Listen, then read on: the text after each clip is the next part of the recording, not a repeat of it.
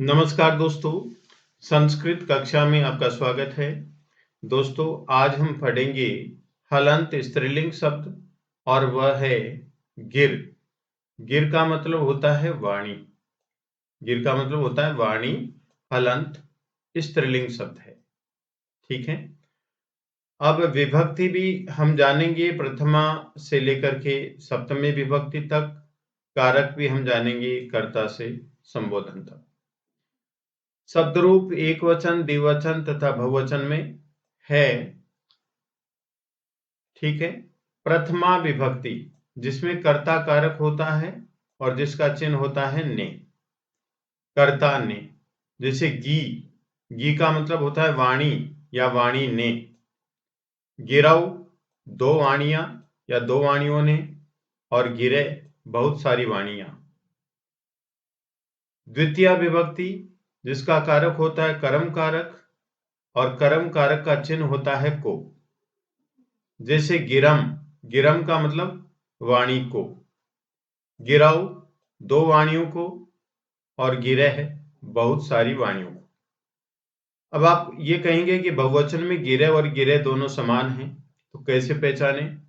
जब ये गिरह है कर्ता के स्थान पर होता है तो कर्ता कारक होता है, और जब यही गिरह कर्म के स्थान पर आता है तो ये कर्म कारक बन जाता है। तृतीया विभक्ति, तृतीया विभक्ति में कारक चिन्ह होता है से के द्वारा, क्योंकि इसमें कारक होता है करण कारक, जिसका चिन्ह होता है से के द्वारा। गिरा वाणी से या वाणी के द्वारा। गिरभ्याम दो वाणियों से या दो वाणियों के द्वारा। गिर भी बहुत सारी वाणियों से या बहुत सारी वाणियों के द्वारा। चतुर्थी विभक्ति कारक होता है संप्रदान कारक, जिसका चिन्ह होता है को के लिए।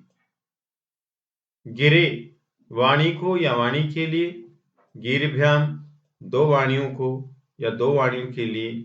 गिरभे बहुत सारी वाणियों को या बहुत सारी वाणियों के लिए। पंचमी विभक्ति जिसका कारक होता है अपादान कारक, चिन्ह होता है से अलग होने के अर्थ में। गिरह वाणी से। गिरभ्याम दो वाणियों से। गिरभे बहुत सारी वाणियों से। षष्ठी विभक्ति कारक होता है संबंध कारक, चिन्ह होता है का के की। गिरह वाणी का या वाणी की या वाणी के।